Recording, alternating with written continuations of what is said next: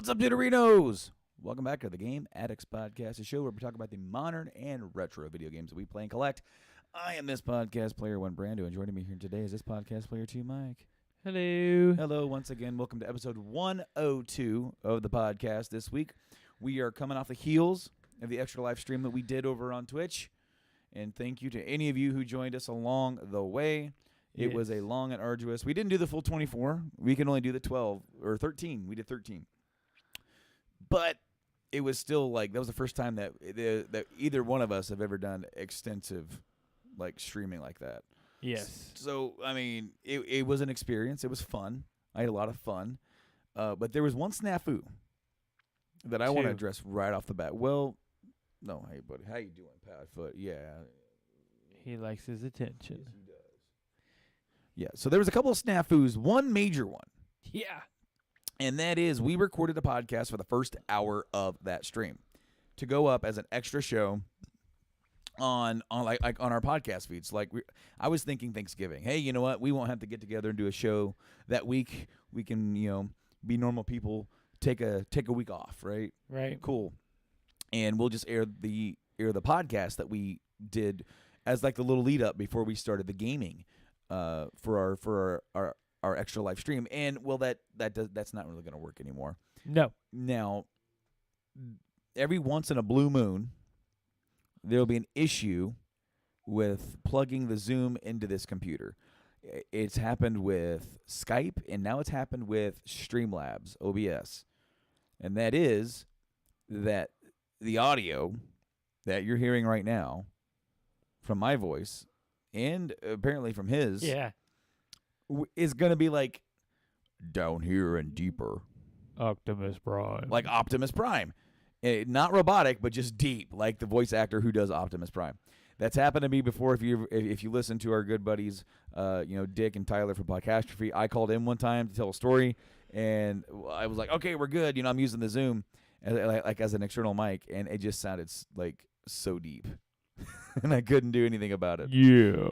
And we had a big laugh about it. Well, our entire podcast was that because we did not catch it. No, we didn't because somebody was drastically late to the party of his own house. Well, and the thing is that we were ready to get going, and I should have known. I should have said, let's do a quick check, even though I was thinking, no, we're good. I've hooked this up like I've hooked it up before. I have not encountered that issue with Streamlabs before or with OBS. Yeah. So it was a new issue. We did have another issue where the stream got stopped, frozen. Like the entire program got frozen, and we couldn't get your webcam to work. Right. And so we were off the air for like 15 minutes. And then somebody plugged in the the HDMI into the wrong port on the Xbox. Because it's got two of them. Yeah, that wily, crazy Xbox.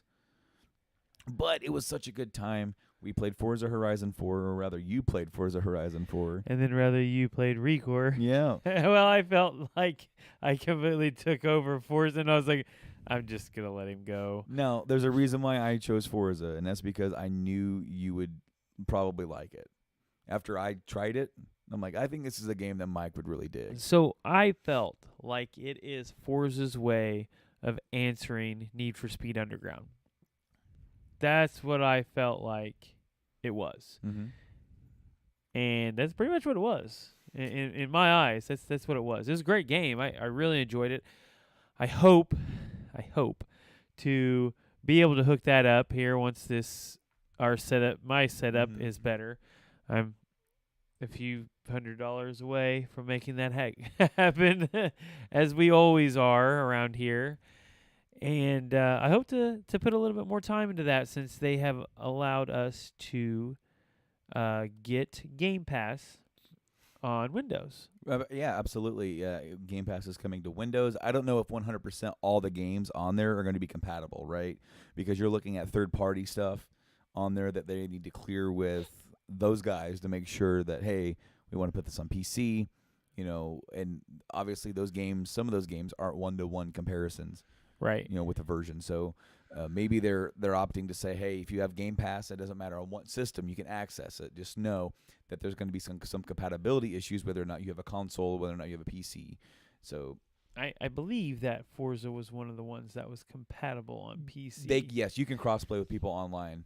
Well, just being the able to Xbox. play it on PC. Mhm. That's what matters to me. Oh Like, yeah, no, you'll it be. Able to doesn't play really it. matter too much to me if I am going to get there or play with other people. I mean, that's more fun, Mhm. but I enjoyed the game on our offline status as we did.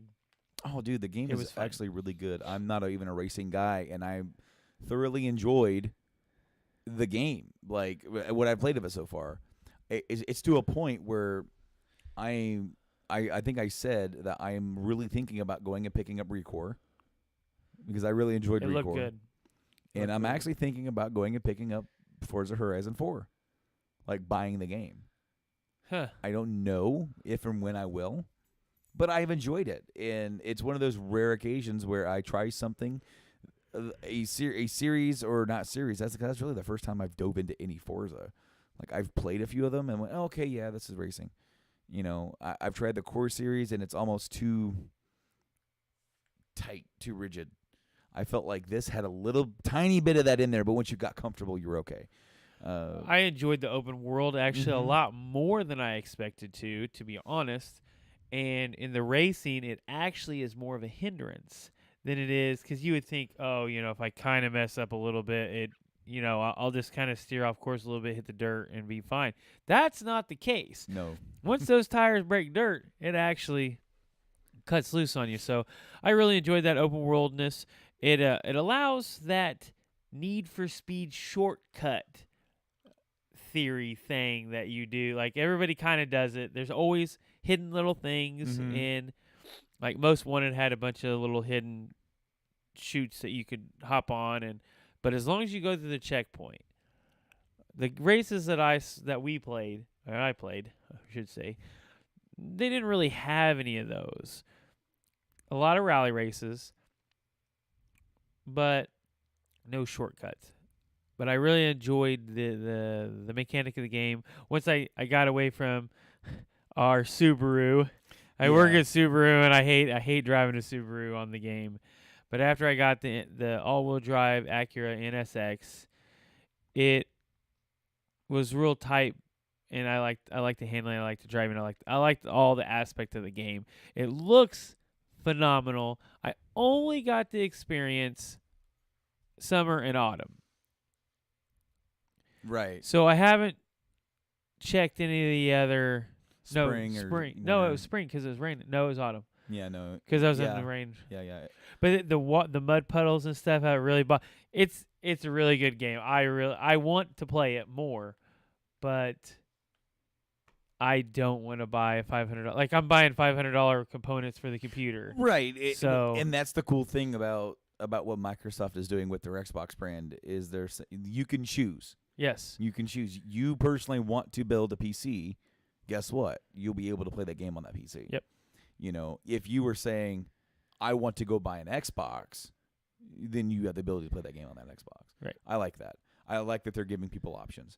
Recore. I got to play Recore for a couple of hours. Recore is, of course, an Xbox One exclusive. I guess no, it might be on PC now, but I shall check. that game was made in conjunction with KJ Inafune. Forgive me if I butchered your name, but basically the creator of Mega Man. Right. And I looked at you at some point where it just went and it clicked, and I'm like, this is a 3D Mega Man game. This is quite literally it's Mega Man mixed with like Banjo Kazooie, where you Right. run around and you're doing the platforming, and it's that style of platforming, kind of like a Banjo, big 3D platforms. You got to go over there, but the way that you traverse is very similar to a Mega Man. You jump, you double jump, you zoom, or like you kind of dash forward, and then you run around and you shoot, and you can charge shot, and you can use your dog. So just changed it and reskin it to where your character, the girl in Recore, is X or Mega Man, and then you have Rush. It's quite easily done, but even though it's not Mega Man, I will say that Recore is definitely going to be getting my money. I'm going to be buying the game. It's not expensive at all, so I'm definitely going to be buying It's the game. on Steam. Steam gave it a 6.10 6.10? or 6 out of 10, which is funny because everything seems to give it a 63% on Metacritic. IGN gave it a 7.3. See, now, like, I think it's more than that. I don't know. I'd have to play more of it.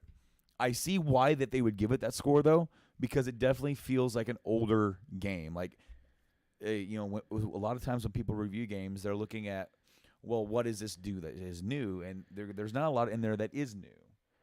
Walmart, $16. $16. See, exactly. It's not going to be expensive at all. I would definitely wait to Black Friday. You could probably pick it up for like 6, 7, maybe $10. Maybe. That'd be a good buy. But I definitely want to get it because I probably won't be keeping Game Pass after November. That's not that I don't like it, but if I go out and buy Recore and if I buy Forza, I'll be getting the games that I want out of it, and then I can let it go, let it sit for a while, and then when they add more games on there, that I want to try out, I'll pick it back up. As far as Game Pass goes, after Recore, our buddies at Podcastrophe came in and we aired a segment for them for Assassin's Creed with them talking about that. And then we played some Red Dead Redemption 2 for about 3 hours. You got to play, almost a big chunk of that. And I did, yeah. And roam around and get familiar with the controls because they are different from the first game. Yes. So like they're not 1-to-1. So my thoughts on that. Yes, please, because you gave it there, but just in case you guys don't want to sit there and watch the whole 3-hour stream to get his thoughts of it right after that you were playing. Yeah, please share your thoughts with that. So I thought it was best looking game I've ever seen on a console. Best looking game ever. It's the greatest thing. Best greatest looking game ever.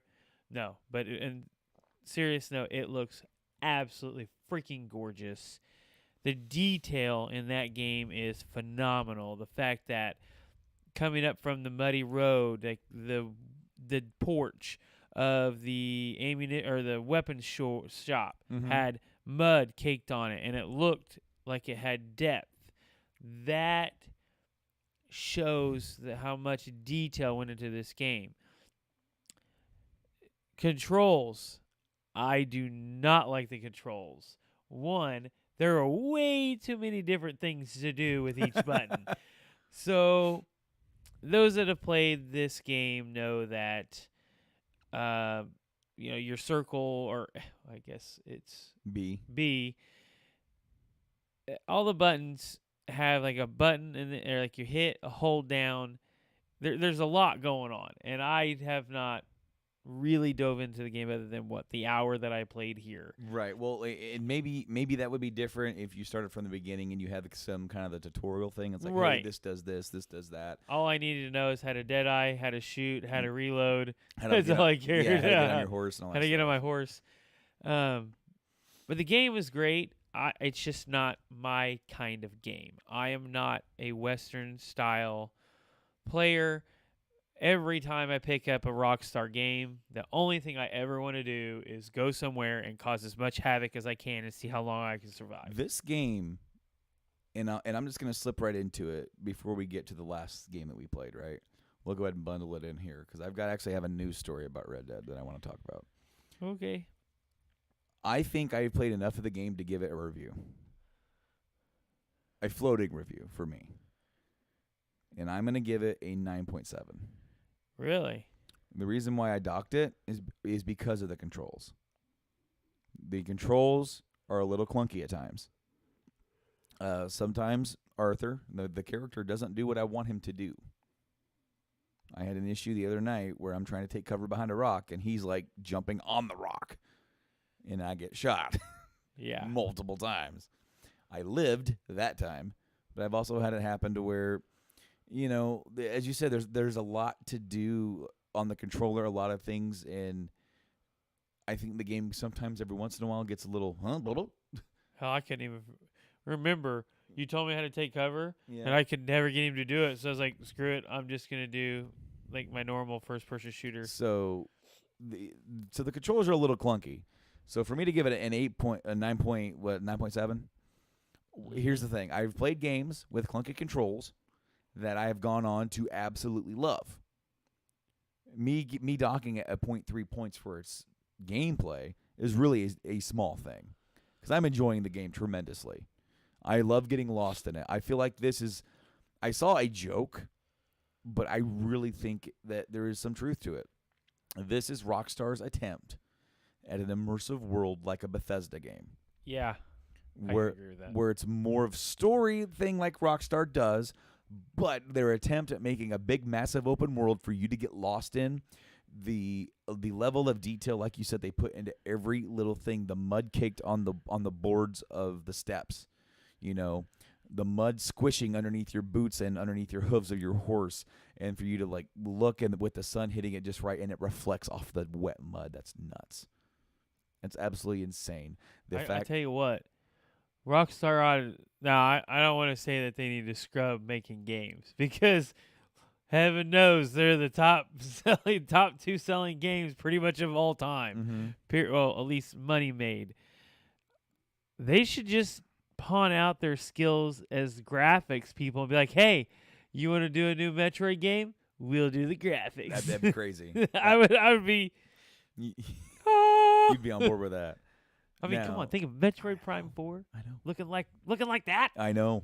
Jesus Christ. Because it's not gonna, but if like Nintendo makes it, like don't get me wrong, Breath of the Wild looked awesome, Right. But it it's isn't in that this. style. But but that's good for that style. Yeah. It's not this. The other thing that I wanted to say is that some people are complaining about how many animations are for everything, right? And I feel like that's just another length of immersion, like how long it takes them to pick something up. People are like, man, that just takes so long. It's not like playing a Bethesda game where you go in and like even the older ones where you just pick up stuff through menus. Yeah. Pick, and your dude doesn't even move. That being said, I really do think the game is truly immersive. I'm loving it so far, and that 0.3 may change depending on how I feel about the story. So far, I really like it, and I feel like it's good. I feel like a 9.7 is a good fit for where this is. I hear that it has an unbelievable twist. Right. So, like, if this game blows my mind, it may get bumped up to a 10 for me because it's freaking close anyway. Yeah. I am not a huge watcher of westerns. I like Clint Eastwood. Yeah. I like Man with No Name, like his movies that he, Good, the Bad, and the Ugly, Fistful of Dollars. I like Unforgiven.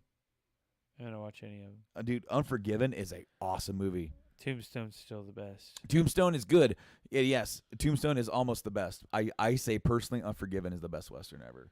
It is older Clint Eastwood going in with Morgan Freeman. Yeah. That's all. That should be all I should have to say. Okay, Clint Eastwood and Morgan Freeman in a western, with Clint Eastwood going to get revenge when he's like 80. Huh. It's a great movie. It was like the last western that he did, but I'm not a huge watcher of them. I'm not a guy that goes and buys the 50-in-1 DVD of like the westerns. I don't like them. My father-in-law. Yeah, I don't like them that much. And then if I did, I wouldn't be able to sell them because the DVD market's crashing, right? Yeah. That or just nobody wants to buy all your Western movies, dude. He has like every Western that Disc Replay actually has. Literally.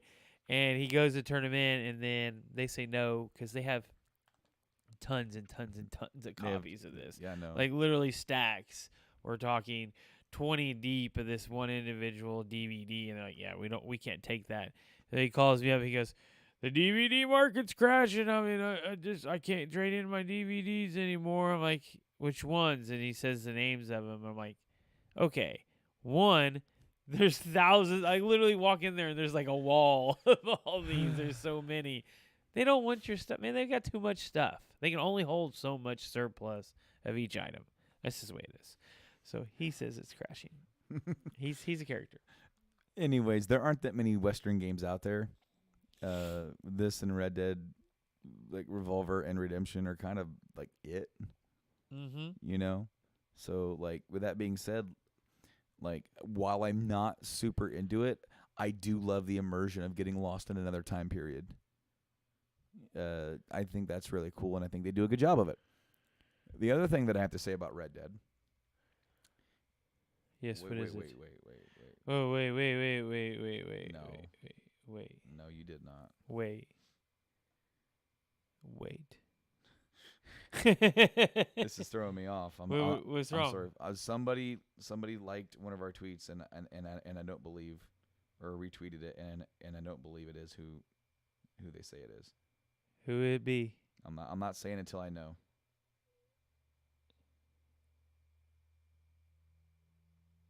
Yep. No, never mind. Because I about flipped out, and it's not the actual. Yeah. All I saw was that retweeted us. Oh wow! And but what was the bottom? It's an E or it's a C instead of an E. It's like a. Oh, somebody. It's somebody who posts like a lot of their news and stuff like that. But that's cool though, because they Kentucky. reposted it. They post a lot of their news, so. Yeah, I mean. Thank you, Square Enix. Not Square Enix, but hey, that's cool. Throw me for a damn loop there for a second. I'm gonna give me a heart attack. Mainstream. Yeah, not quite. However, there is a piece of Red Dead news that I wanted to talk about, and that is Red Dead Redemption 2 has already outsold the original game. That's not surprising. No. So apparently, in a period of 8 days, Red Dead Redemption 2 has sold 17 million units worldwide. That's nuts. In the original game, How many of those are PC versions? I play it on PC. It sucks. Good job, buddy. It's not there. I'm going to mention that every time now. I have to. The original Red Dead Redemption sold 15 million copies in 7 years. And they did it in 8 days. And that's just going to show you what that name brings with it with Rockstar, you know. And there are some people wondering, like, maybe it would have done more if there wouldn't been that kind of scandal about the workplace and all that kind of stuff. I don't think that's hurting them at all. No, it's not hurting them, but it makes you wonder, like, because there were some people who said that they were going to boycott it, and obviously not enough people have boycotted it to really affect them. I don't think anybody. Right there, 17 million copies is more copies than most games are going to sell in a lifetime. Yes. And they did it in 8 days. They did it in 8 days. This game, Red Dead Redemption 2, is going to sell over 50 million copies. Mark my words. Here's the thing. If the online is Grand Theft Auto, but Red Dead, they're sold. Like, it's going to sell way over 50. And the thing is that you've already got 17 million people who have the game. Yep. And you're going to have maybe even half of those that go forward with the online. Then you're going to have other people who go, oh, yeah, that online looks really cool. They got to guess what they've got to buy. Red Dead Redemption 2 to get the Red Dead Online. So there's, you know, just like the GTA thing, all those copies of GTA 5 got sold because if they'd released a standalone Grand Theft Auto Online when they don't need to, when all they got to do is put a little thing on there with the base game. Yeah. You know, and put it on a patch. Now, I don't know if there's going to be a big patch for the online to put it in or how big that's going to be, but I think that is going to be really popular. Do I think it's going to unseat GTA? Probably not. But I am thinking, however, you're probably going to be able to form gangs with your friends, just like you can in GTA. You're going to be able to do missions with your friends. You're going to be able to cause havoc and go robbing stuff, and you're going to be able to buy property. Here, question. I have a question. Go ahead. The question is, do you put how soon do you think that they're going to have the bank robberies and train robberies? Because that is basically the heists in Grand Theft Auto. Right. So to me, doing the online mode, that's your bread and butter. Because as you've said, and as I've heard other people say, they love those bank robberies, the train robbery. They love that part of the game because it's so neat, and it can only be done in that timeline. Sure.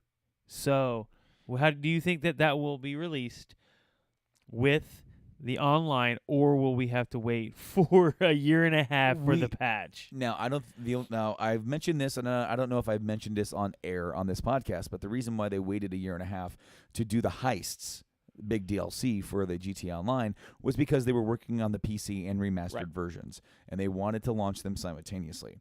Which is fine. It is what it is. But a lot of the people who joined in early were like, "Where are the heists?" And like, they're coming. But they didn't want to say immediately that they were doing what they were doing.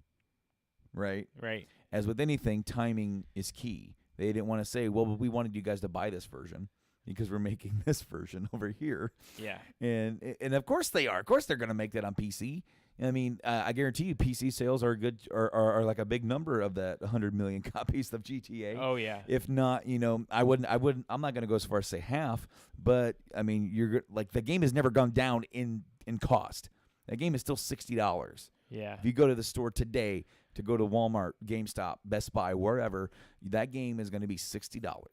And they will never need a reason to drop the price of that game. No. Because they made their money. That game has made them $6 billion. Hey, pet me. All right, Pat, fine, I'll pay you. But I am thoroughly surprised myself. I doubted that this game would be as popular as it is. Not because I didn't think it wouldn't be a good game, but I kind of thought they would carry the trend of from GTA to Red Dead last time. Right. GTA 4, massively popular. Red Dead, not as. But it had the word of mouth. It had that underground thing where people were like, hey, did you play that game Red Dead? No, I'm not really into it. You should. Why? A, B, and C, right? Right. Maybe I will. Oh, by the way, you can go pick up the Game of the Year edition that comes with the DLC for online and for the zombie mode, for like $30. Oh, okay, that's not bad. So over the course of time, the game has resonated with people. Most everybody who's played the game, like all the way through, like they really liked it. And I actually just sat back and I rewatched the ending of the game last night, of the original game. Right. And I had flooded with memories of my first time playing that. And then, like, him going through the damn barn door, and I'm like, son of a bitch, he's going to die. Yep. And then he gets blown up like Peter Weller from RoboCop. Yeah. I mean, he just gets shot up. You know Arthur's going down. You know it. That's the way it's set up. Well, he has to because he's not in the original game. Exactly. It's set up that way. But one of the things that you told me that you thought was extremely well done was the fact that Arthur takes, I can't remember his name. Jack. Fishing. Yeah, John's kid, yeah. Yeah, fishing. And that guy that hit Jack ends up killing. Agent Ross. Ross is with the other agent. Like so the other agent is kind of like the main protagonist or one of the main protagonists of this game. And then the other dude who's kind of quiet, I'm like, holy crap, that's him. That's like the main enemy of the main bad guy from the first game. And Jack is there. Ah, that was so good. Enjoy your fishing, boy. Yeah, have fun fishing, boy. And when he goes and kills Agent Ross at the end of the original game in Mexico, he's hunting right there near a riverbank. Yeah. And then you end up with a duel with him. And then that's the end of the game. It's like, God. So after all, and really, I think it's so cool because that they decided to do the game like they did with the prequel type thing. Right. Because it really sets it up, like watching. Because I found a YouTube video of like all of Dutch's big scenes from the first game, which he doesn't come in towards the end anyway. But it's the same voice actor, so it's like you boom right in it. I'm like, oh yeah, okay. Right. And then John's like.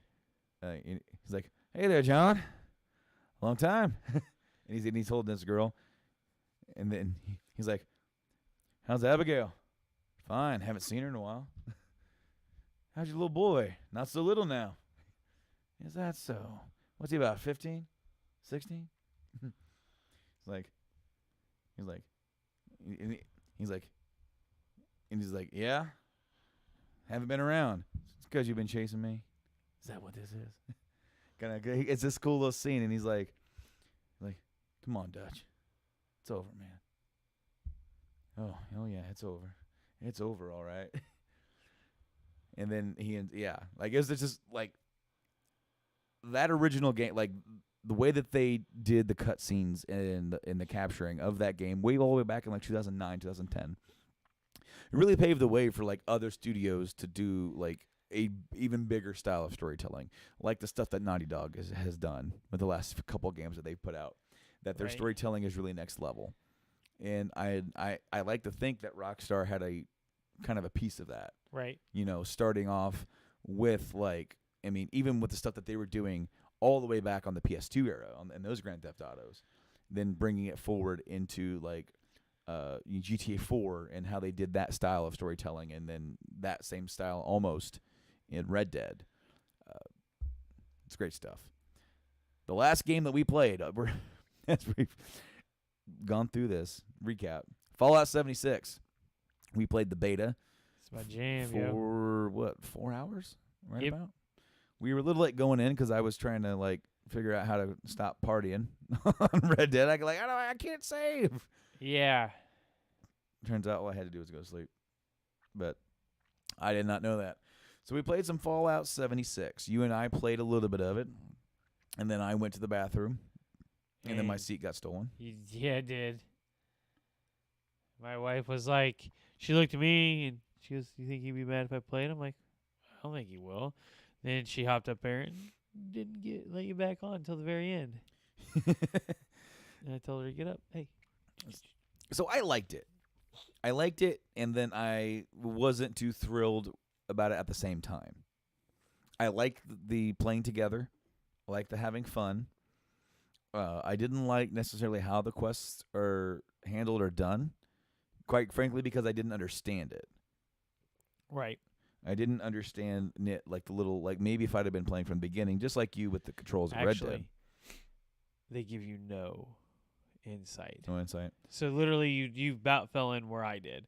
Other than it says, go here, pick up your mobile camp, and blah blah blah blah. Well, see, and the thing is that like on that one mission where I didn't do what we were supposed to do, even when we went in, it didn't tell me where to go. Like on your screen, it would say, on the door right there. On mine, it was like not there, but I still had the quest marker. I'm wondering if that might be a product of Party Leader. Maybe. Since I was Party Leader, there's a high possibility. Because I did notice that the hexagon is your missions, your quests, and then the stars are your team members. Mm-hmm. I also am not super fond of how much information of your quests is on the screen on the right. That was kind of like... There is a lot of your screen taken up by quests. Yeah, that is something that like kind of bugged me. I did not flip through any of the settings, so there could be a possibility that can be removed. But I like the new areas. So it's not your typical Fallout. So I don't know if I mentioned this, but there is a section in that area that we were at, because we were in the Burning Lands or whatever it's called.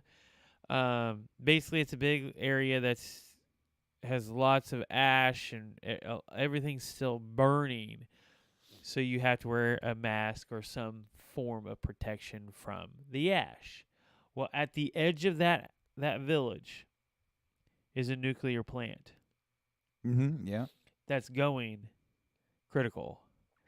One of the missions, the public missions, is for you and your other people to stop that factory or that nuclear plant from going critical. And me and Joanna are there, and I was like, "Hey, yeah, I've got some Rad X. I'll pop that baby on there, and I'll run in there, I ran in there and it pegged me at 70. 70 rads It per hit, second. yeah, it hit 70 rad. I was like, whoa, nope, ouch. We ain't supposed to be here. And that's with Rad-X on. Maybe there's You got a radiation suit. Yeah. So that was kind of intense.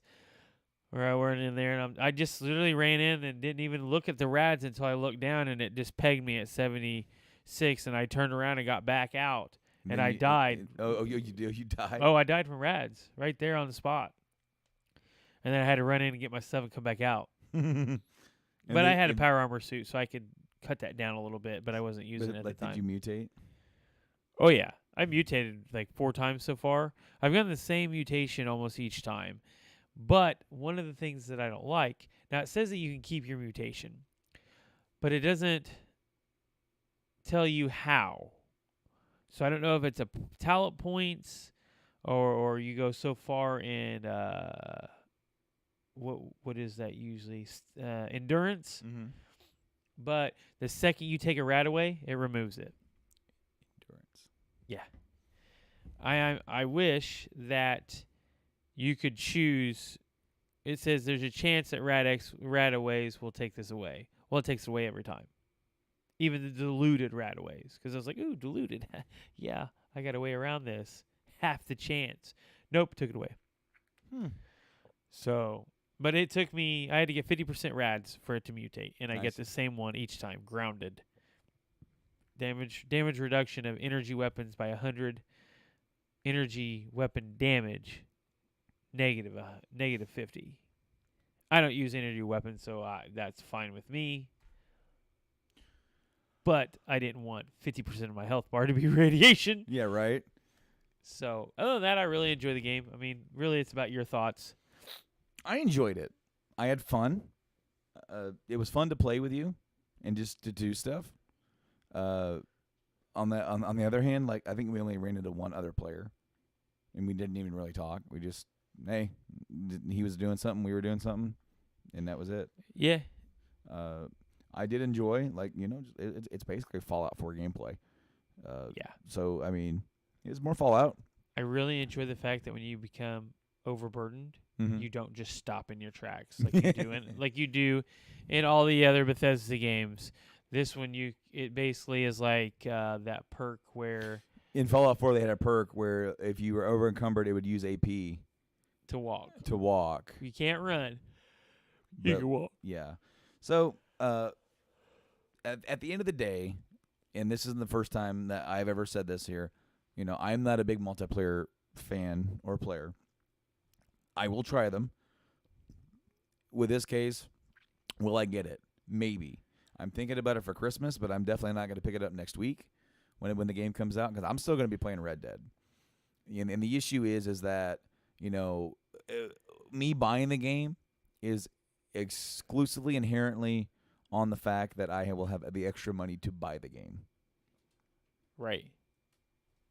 What in the world? It's the cat scratching. Oh, okay. Their posts. I'm like, it's like your wall's about to come down on me. Well, here's the question: are you getting it on the Xbox? No, or the no. PS4? Well, no, because I want to play with you.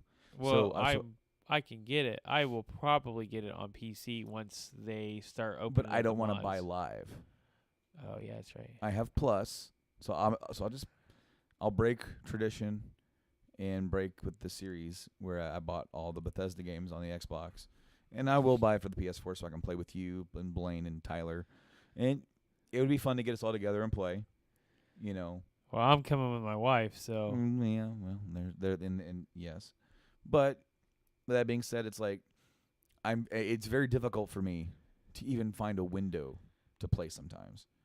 So it's like anytime that I say, "Hey, I want to play that tonight," it's almost like we're gonna have to plan it out, and I gotta almost tell the wife, "Hey, I'm playing games online here. I want that time." She's more like almost always cool with me saying I want to go and have me time. Right. But it's all a matter of having a 3-year-old who is a complete hurricane and disaster some days, who doesn't want to listen, who will melt down for over 20 minutes to an hour over one thing, is difficult for any parent to deal with. And therefore, I feel it's unfair that I have to be at work all day and she has to put up with that all day sometimes. So when I get home, I try to give her a break and let her go clear her mind. Right. You know, whether that's just going in the other room for a while or leaving the house. Get the hell out of here. Get away from this kid. With that being said, there are some nights where I've started playing Red Dead at 9 o'clock. I can't do any of that noise. And you know what? I don't want to do that, but I want to play Red Dead. Right. I want to play it. So therefore, I have to sacrifice a little bit of extra sleep to play that. That's yours. What is mine? That short. Oh, yes, for the Xbox. I just noticed it was there. Sorry. No, that's fine. And you got to take guess all what? that home. My controller is now halfway dead. Really? Yeah. I saw it last night. I did like it. I don't dislike it, but I'm also not like crazy about it. If that's the same, if that makes any sense. There's some things that I dislike about it, but there's also some things I like about it. There's the junk. Mm-hmm. They changed the way that junk works, and I really like that. You can break it down, and then you can also get like pack mule that reduces the weight of it. So and there's lots of benches around that you can break stuff down. So it really helps with your packing. But if all else fails, drop your camp. Right. I like that. Anyway, yeah. I mean, I'm thinking about getting it. There's a couple other games like that I want to try and get either around Black Friday or otherwise. Right. But if I can swing it, because there's other stuff that we want to buy. I want to buy a new gaming chair for my room for when I'm streaming back there. Right. Be a little bit more comfortable. There might be a few other things that I want to buy. I definitely want to maybe buy a certain vinyl record that's been avoiding me, or I've been avoiding it because it's like over $100. Yeah. And so I've been telling myself I'm going to get it. I'm going to buy it. Maybe I'll buckle down and buy that. And then, like I'm going to have to budget out. Like when I get the Christmas bonus, I'm going to have to budget out what I can and cannot get. And if it's in there, I'll definitely buy it. And then I'll have to. This right here is another thing you need. A case. A new computer. Well, I do need a new computer, but You've been telling me about it. We're gonna do it, but probably not for a while. Right. We definitely have certain other financial plans. Christmas bonus is going to be more of a gift to ourselves, and then our Taxmas this year is going to be pretty much all dedicated to bills and paying off like a credit card. So, with that being said, I've got a couple of news stories to talk about. There's not many out. No, but I did show you this one today, and I don't have a picture up. I did not prep myself today, but it's basically a 8-bit dough. Of course, our friends at 8-bit dough make some really good controllers and yes, they do, and accessories. Well, this accessory is going to hook into your Switch. It's a wireless adapter that probably goes through Bluetooth, and you can plug in your wired GameCube controllers into it and utilize that on your Switch for like Smash or any game that you want that will support the number of, it's number gonna of be stuff. So this Lemmy Smash. So, releasing on December 7th. This is $20. Connects wired GameCube controllers via Bluetooth receiver. Whoa, easy there, feller. It got wrapped around him, so he gets scared. Got scared. Yeah. I'm glad he didn't rip anything over. That's what I was thinking. So, it's not fully wireless. Wireless. It's not fully wireless. The G-Bros adapter, that's what it's called, ensures that you don't have to worry about how far you sit from your console. The adapter has a 30-hour battery life and can be charged with a USB-C cable or powered by 2 AA batteries. And the picture of it's rather small, and it has the traditional like indigo GameCube colors. Yeah. And then it has your little buttons to turn it off and sync and all that kind of stuff. And then it has your plug-in. I wonder if you could really go deeper with this. It doesn't look like it would work with them with the style of how it plugs in, but I think it'd be funny if you could plug in your Wavebird into that, your Wavebird into this, and have that wirelessly go to the chain system. it. I wonder if that would work, but I mean, we've got a Wavebird to test. We do. And I like the GameCube controller anyway, and for $20, that's not a bad deal. And For those people that want to do Smash, that's going to be the way to go. mm-hmm. The only thing is that it's not a 1-to-1 with the with the Switch Pro controller. So like it doesn't have the same number of buttons. So like you can't just I want to use this instead of the Switch Pro. Right. Yeah, you wouldn't. Some games you might be able to do it for, but other games you definitely won't be able to. I'm definitely thinking that Smash will be it'll be Mhm. available on the Smash because they are Oh, making absolutely. the adapter. Yeah, they're making their official adapter for it. I see you, buddy. But I mean, I'm really digging 8-bit too. They're really they're They're a good killing company. It. They're killing it. The other bit of news that I have before we get into our other big topic today concerns Final Fantasy VII Remake. It's dead in the water. Final Fantasy VII Remake director considering options for compilation titles. Tetsuya Nomura, director of FF7 Remake, has hinted that Square Enix is considering revisiting the other entries in the compilation of Final Fantasy VII, which includes games like Before Crisis, Crisis Core, Dirge of Cerberus, and Advent Children. Please, not Dirge of Cerberus. Reported by Famitsu, via translations provided by Gematsu, Nomura was participating in a Q&A session for The World Ends With You Final Remix when a fan said, "I want to play Before Crisis FF7 again." He said, "Right now I'm concentrating on Kingdom Hearts 3, but when that's finished, 7 will be where I head next. I'm thinking about ideas regarding the remake's release. I even spoke with producer Katasi about it today. All of us old-timers are considering various developments in regards to what accompanies the remake, like if we can manage to do something about the compilation titles too. But for the time being, please wait for 7's turn to come." This comment doesn't make it clear whether or not they intend to integrate the elements of the compilation into the remake, or if the ports re-releases or even remakes of these titles could be in store instead. Of course, considering this translation means that anything he said should be taken with a grain of salt. I think that they're going to try and incorporate as much of the before story into this story. Yes. Of the remake to make it a more full, compact, condensed story instead of you having to play the FF7 story and then go to like 2 other games to play what happened before with Before Crisis and Crisis Core. And then like if you want like I think it'd be neat if they did like a 4K remaster of Advent Children. Well, yeah, it'd be neat. I mean, what kind of question is that? I think it would be neat. Now, yeah, it'd like be neat. gameplay-wise, Dirge of Cerberus is pretty much kind of garbage. But I mean, I do like some of the story stuff. I like how the Hojo thing continues. I liked, some of the story stuff with Vincent and the controlled Kate Sith.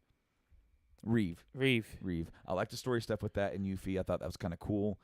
So there's also like pretty much how I played Dirge of Cerberus is I got Game Shark codes to just have unlimited ammo or like be all powerful from the get go and just kill everything.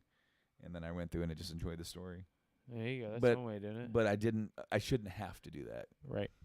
So like, yeah, I kind of think how that's gonna go. The rumors has it that but we may be looking at a late 2019 to 2020, early 2020 launch for FF7. I think it's more likely to be probably 2020. In that went from January to December. I think 2020 is when we're gonna see it. I vote 2021. You think so? Middle to end. And then that could be, and that would be crazy because that'd be like a 7-year since the announcement. Are you booping me? Are you booping me, dog? Well, since the wifey's not here. Oh yeah, we're the only ones in the house, so he's like, hey, I want all your attention, yeah. So there's something else. I watched a video. What is something else? I watched a video about The Last of Us Part 2. Yeah. Okay, now this was made by just a YouTuber who did a little bit of research and was putting dots together, correct? All right, so back when they first showed the teaser, right? They were saying, "Oh, well, we just started on this," but then like last year, around this time, they said that they were 60% done with the game. Right. So then you go to E3, We saw the gameplay video that everybody else saw that was awesome. And he is thinking that by June of next year, the game should be done. In fact, he's thinking that the game is probably largely done now. All the big story elements, all that stuff is done. It's all about fine tuning. Right. Getting everything together, putting all the stuff together, putting all the environments together, putting the stuff that they filmed into, their story. Hey, buddy. Which would indicate that the game would be ready for release next fall. Right. Let me just say, I doubt it, but I hope he's right. Let me just say that would be one of the greatest things that ever could happen. That would be a great birthday gift. I think it would be awesome for it to be ready by October, November, and it would be a big deal. I think it really would be a big deal, a big Sony release. And then, of course, when that game's coming out, then like the writing is on the wall then for the PS4's life cycle. Yep. That's it. That's a swan song right there. Yeah, and whether or not Ghost of Tsushima's coming out for it, whether Death Stranding's coming out for it, like those are two other big titles coming out for PlayStation, sure. But Last of Us Part 2, after that, I guarantee you there's not going to be much left life as far as big first-party titles set in store for the PS4. Everything's going to be going to the next generation. Well, yeah, that would be the smart move to make. Mm-hmm. And then you'll see the remaster, which they really don't have to do if those rumors are true. Right, about the PS5. Compatibility through 1 through 5. That would be awesome. That would be one of the greatest things they've ever done. Greatest things ever. So one of the greatest things that came out over the weekend, out of a sheer pure entertainment value. Yeah. Now, you and I got together and we streamed for Extra Life, but what we did not comment on, or really, like, I knew it was going on, but I really didn't care, and that was BlizzCon. Yeah. Okay, so BlizzCon happened this weekend, and they had a big, to do like on stage where they had like this press conference, and they were talking about some stuff, and they ended their press conference with a new Diablo game. And it did not really resonate well with the fans, with specifically Blizzard fans. Because think about it, this is BlizzCon, where Blizzard fans, diehard fans, will go and spend money to get into this place, to sit down and marvel about their favorite Blizzard properties. Okay, this is their own convention. This is their own thing. It's not like they're at E3. It's not like they're, these are diehard Blizzard fans. And they did not react very well to the Diablo announcement at all. So some of my favorite things that we looked at was the guy that came up. He was very respectful, and he just was basically like, hey, are we going to see this on PC? He said there was actually some things in there that he liked. Yeah. And that they've been asking for. There's a lot of really cool things with the trailer. It looks good, but it's on your freaking phone. Yep, mobile only. No. I'm with the fans because I'm a fan, and it needs to be put on PC. There's no reason why it cannot be put on PC. You can make it mobile friendly, but there's no reason why it shouldn't be on the PC. So now, like, everything that I've seen, everything that I've heard about this, I see both sides of it, okay? I see what Blizzard is trying to do. And they said it during their Q&A thing, where they have trying, they feel like with the Diablo franchise, unlike what you can probably do with like the Warcraft or World of Warcraft or anything like that, they have the ability with this game to try and expand it to new horizons, to expand it to new experiences, whether that's bringing it to the consoles like they did with Diablo 3, or with this game bringing it to your smartphone or tablet. Right. So they are trying new things, and they're teaming up with, I believe the company is called NetEase, and they're developing a game for your cell phone that is a Diablo game. That is, they're looking at two things. Number one, they want to make a great Diablo game that their Diablo fans are going to like. Right. Number two, they want to bring in as many new people as possible who only or they're average. They're casual gamers. They play stuff on their phone. There's a guy that we work with who is addicted to gaming on his phone. Yes. They want guys like him to come in, to come on board for this. They want other people. They want, all kinds of people. And then on the gamer's perspective, with your diehard Blizzard fans who love Diablo, where do they play it? Do they play it, primarily PC?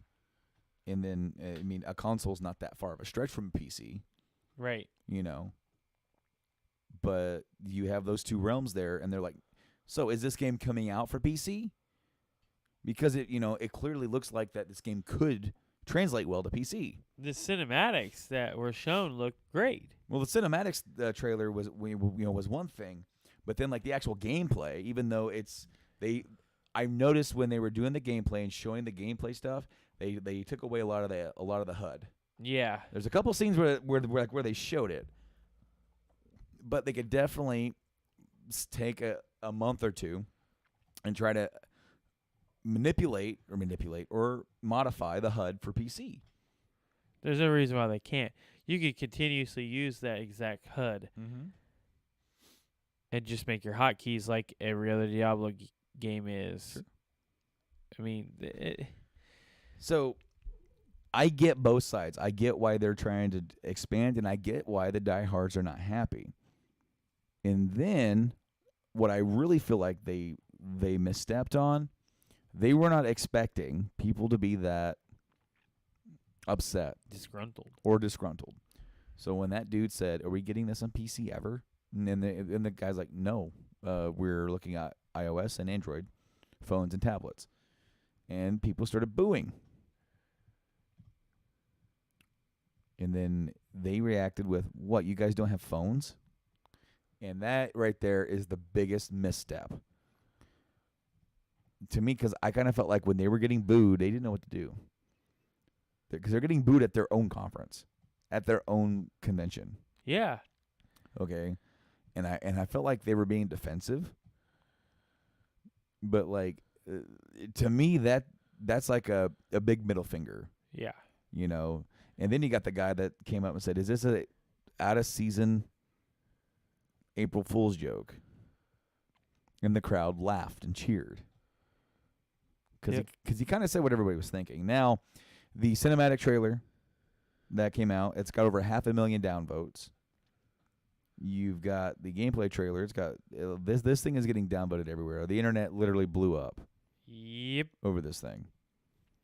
And this shouldn't be. I feel like that with the story and stuff that I have viewed, it would be a good half step. It's a good, hey, we have, this is your gap filler for Diablo 4, but it's not. They're calling it Diablo 4.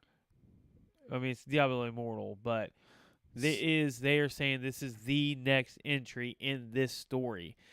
They're saying the story takes place in between 2 and 3. Right. Okay. So, yeah, this is a new entry into the Diablo story, but it's not 4.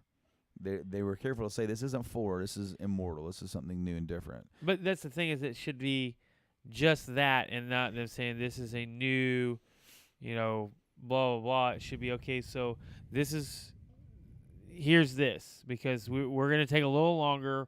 We're going to kind of wait, and we're waiting to see where everything goes before we make another Diablo 4. So here's this. Yeah. Not, this is your next thing. Like, they were really pushing that they are not going to put this on PC. They are not going to do this. And this is our next entry. Not, this is your half-step entry. There were rumors floating around from Kotaku saying that day that Blizzard ixnayed a Diablo 4 announcement. And Blizzard is saying that's not true. So there's some pushback. Now, there's also do you think that as gamers, do you think that we can overreact about things? Because I feel like in a way this is a bit of an overreaction. I understand what it's like to be like if you were to tell me, hey, Brando, they're finally coming back and they're making a whole new Mass Effect game. Really? You have my attention. Yeah, but it's only on your cell phone. What? I get it. Okay, I would be upset about that and disappointed. You know, but at the end of the day, this is a video game. So are we like wasting our time and energies? And I mean, and this is me taking a step back. You know, this is me taking a step back and saying like, you know what, this is a video game, and we're getting this upset about a video game when there's other things in the world we could be getting upset about. I agree with you on that, but being a Diablo fan, being able to see their side. No, I mean, I well, get and you. I'm not saying that you can't, but like, I have played Diablo a lot, like Mhm. 2 and 3. I played 3 a lot. I feel that their reaction to the guy's question is what is bringing all that negativity. Is them, hey, obviously this can be brought onto PC. Anything on your phone can be brought to PC. Period. Within What you don't want, like what you guys don't have phones? I get that, that. I well, get that. it's not that. It's the fact that he just blunt up said we are not going to bring it to PC. Period. Bring it to PC the second you bring it on your phone, because there's no reason why you can't. So then you're satisfying those people on PC that want a new PC Diablo game, and then you're bringing in the other people on your phone and make it cross playable to where I can do this on mine and then turn around and pick up my phone and pull it up and continue playing. That would be a big, huge step, and the Blizzard and Diablo fans would not be upset. They'd be like, I get it on PC and I can transfer it to my phone and I can play it wherever I want. You got it, buddy. I'm down for that. Cool. But it's not how they handle the situation. Mm-hmm. The way they handle the situation is, no, it's not a new PC game. Well, now you have your hardcore Diablo fans that are like, well, it's not a Diablo game. Diablo game needs to be on PC. It's always been on PC. It needs to be on PC. The way the mechanics work in our heads that play it. I like the console because I like to just kind of sit back and relax. I don't want to sit at a table. But I also like the mouse and keyboard. I feel like I don't want to play a Diablo game on my iPhone X. That is too small. The fact that my hand and that's a critical. and my hands are going to take up, this much room, because when I do and then hit my hotkeys, so I literally only have that much view. So 2 inches to view a brand new Diablo game that I love. You have a larger phone than I do. How much larger is it? Well, I got the case on, so. Pretty much your phone fits on my screen. Yeah. Interesting. But that's the thing, is that I don't want to play my game, and then I don't want to turn around and buy a tablet to play this on. Right. So I felt like that situation was handled poorly. If they should have said, we don't have any intentions on putting it on PC, but if that's what the gamers really want, we don't see a problem with putting it on there. I think after this reaction, they will switch gears and put it on PC. Maybe they will. I don't think they are overreacting. So I just meant like, okay, so like there's definitely a place to place your anger, and like, granted, they've been pretty shady about this whole thing. So with that cinematic trailer, it has over 500,000 downloads or dislikes on YouTube. When they first released it, it had like 100,000, 130,000. Then they unlisted it to clear it, and then put it back up. Like I said, Then they've been deleting negative comments on that video. You can't do that. And so, this is the thing. People notice. Okay? There's a right way and a wrong way to handle it. To handle this kind of reaction. I mean, so far Blizzard Not doing too hot. You know, it trying to find the right words, because in a way it's like I feel like we as gamers sometimes we do react very strongly, Yes. and Yes. sometimes when you take a step back, you're going, well, maybe there's a better way to communicate this rather than just grabbing our pitchforks and our torches and marching in the streets and calling for Blizzard's head. I mean, granted, if like as I said, I'm not a diehard Diablo fan, but I can understand the anger and the resentment, and then the nose snubbing if it were something like Mass Effect or something like that I'm a super big fan of. If they said Mass Effect game, brand new one, only on the cell phone, I would be like, why? And like, well, we're trying to bring in new people. I get that, but why are you doing it? Like, and as you said with the Diablo, it's a lot easier to make that playable on a PC, to make that playable on a console. Yeah. And it will obviously, if it's going to be a mobile game, then it's going to be a much smaller game than if you would have got a big PC or console game. That game cannot be 60 gigabytes.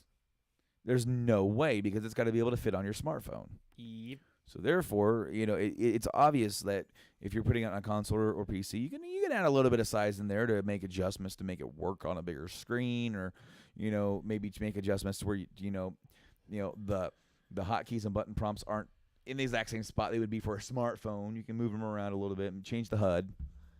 Are you done over there, dog? He's rolling on his He's looking at me water buffalo horn. He's like, "What are you gonna do about it?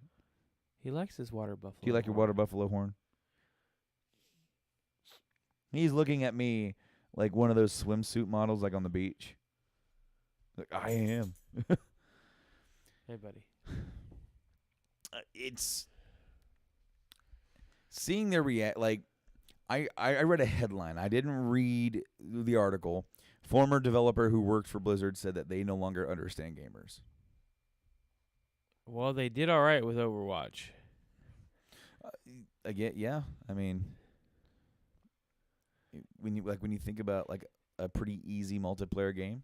So another thing that I want to bring up. So, with this BlizzCon, they had before BlizzCon, they had stated that Classic WoW was slated to come out in like 2 years.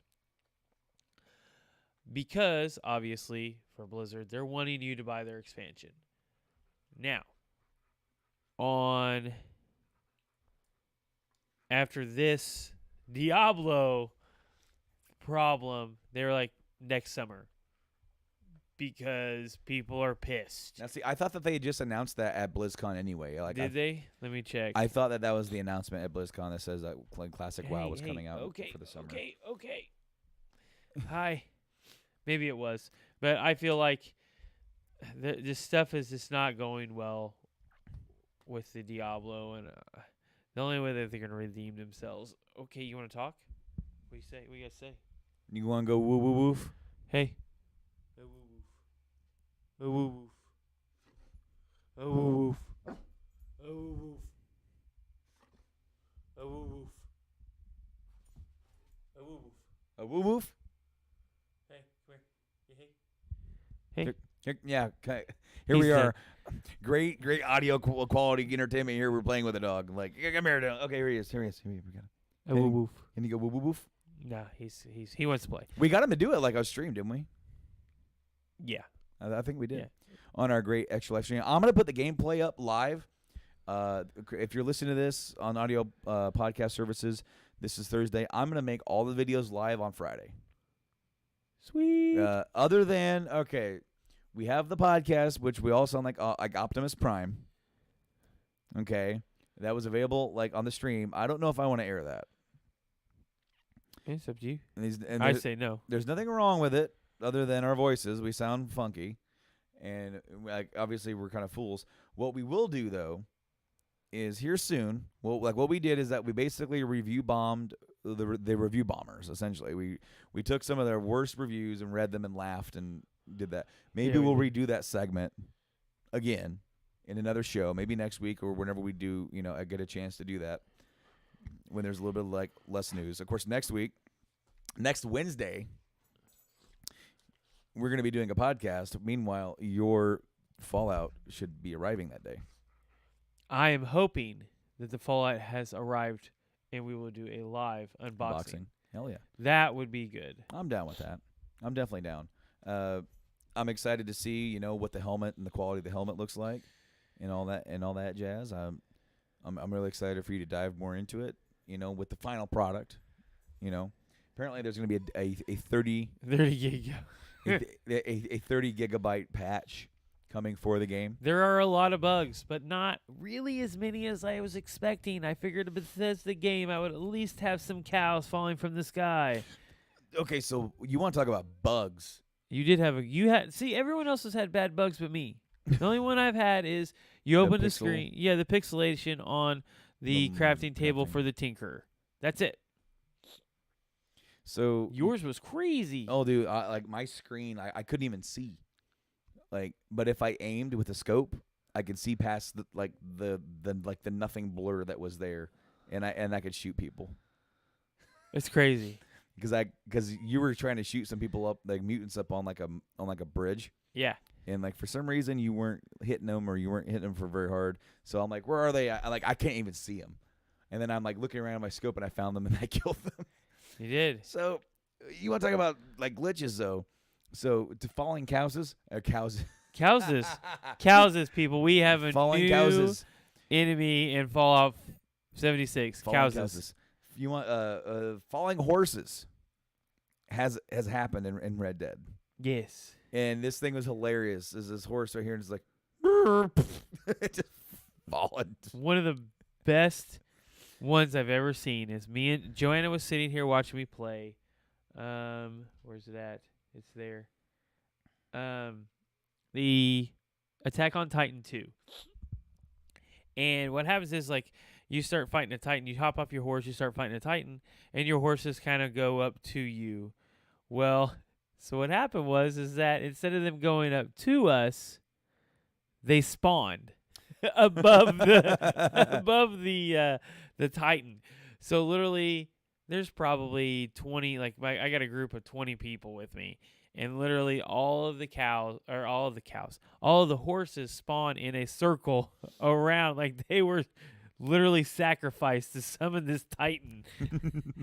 And Joanna's like, wait, is that supposed to happen? No, honey. Horses are not supposed to appear in the sky and fall. And it was like a 30-meter Titan. So that's a long fall. Right on. Yeah. So I really do hope that Bethesda makes the right choice and listens to their core and reevaluates. I don't want them to stop and not make this game for the mobile. I just want Bethesda or Blizzard? I meant Blizzard. I'm sorry. You said Bethesda, and I'm like, sorry. I'm sorry. What does Bethesda want I'm to sorry. do? Not Bethesda. Bethesda, Blizzard. we apologize. Yeah. We did not mean to offend you. We did not mean to mix you up with Continue people who are making mad our at you. games. But I hope Blizzard makes the right choice and makes the game playable for more than just your mobile players. We'll see if that happens. But I really don't have anything else to talk about today. Do you? I have nothing. I have no pickups. I've just been playing Red Dead. Maybe here in the holidays we'll be able to, pick up a little bit more, or at least I plan on picking up a little bit more. Right. But I'm pretty sure that pretty much does it for today. What I will do for this episode on the podcast services and everywhere else, I will include our Extra Life donation link if you guys still want to find it in your hearts to help donate towards children's hospitals. What was it this year? 2.5 million That they raised? Yeah, It was that's 8. total. 8 something I million. thought that was over the course of the Extra Life. That was the over course of just that weekend. That's awesome. There was a lot of money raised. Thanks to those that participated Yes. and all of you that donated. Yes, That's $8 there's a million lot, that go to hospitals. saving children's lives. That is absolutely amazing. And I didn't even look. At our own Facebook group, for Extra Life, Indie. Annapolis. Okay, here we go. Because they had their own goal. Yeah. Did you see if they met their expectations at our Riley's? That's what I'm doing. Okay. I thought you meant for the whole. No, not for those. I'm looking at to see if we met the goal, and I'm not seeing it. Hold on.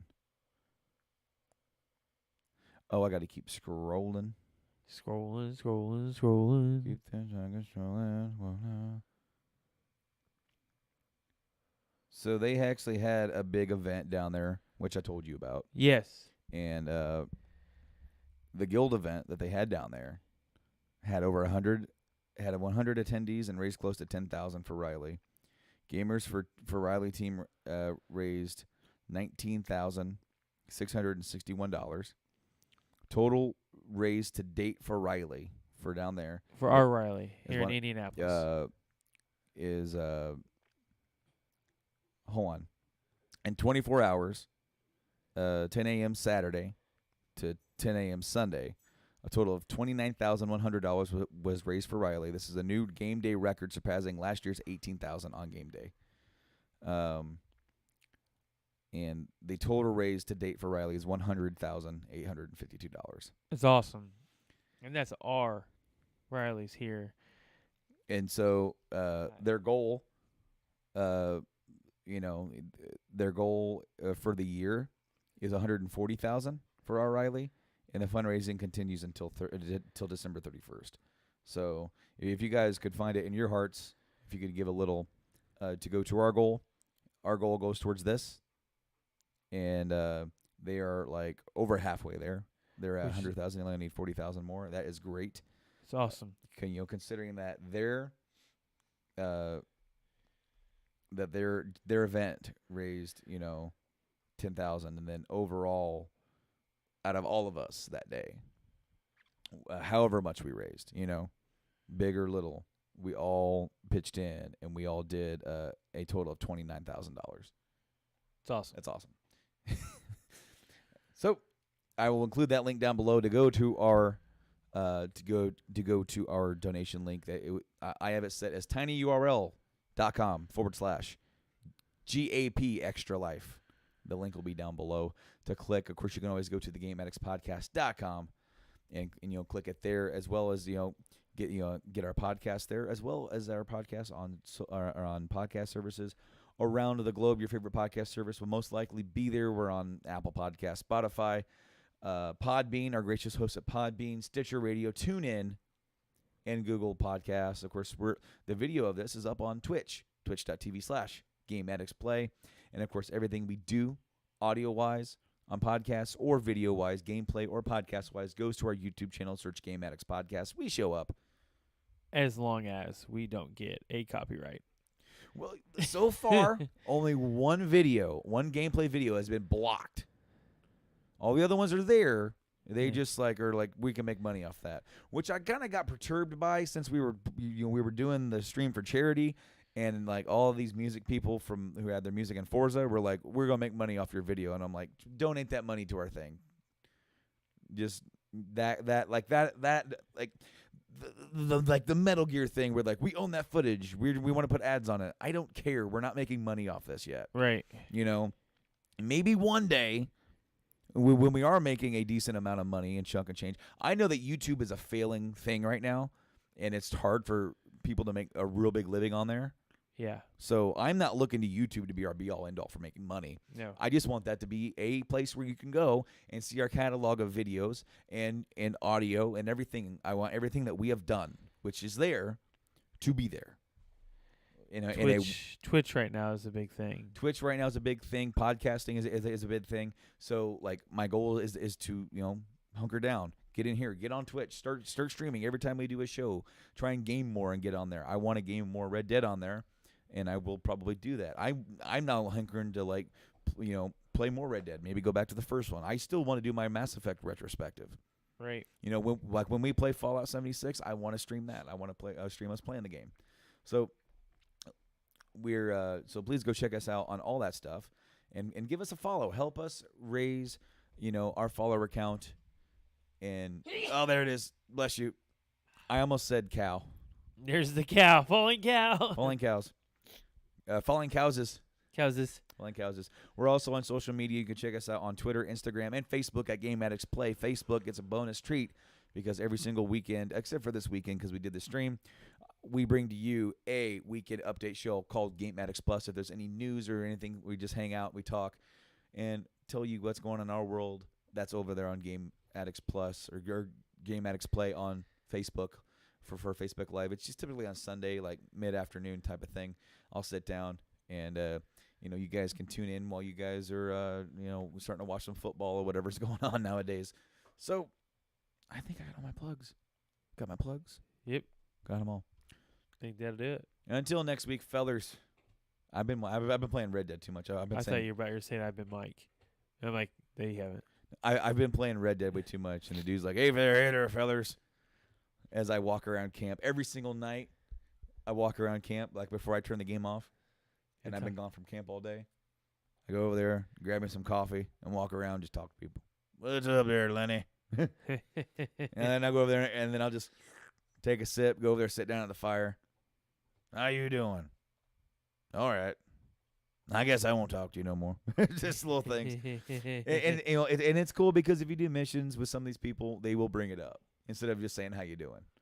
They'll actually have a little like, you did pretty good back there on that bank robber there, Carol.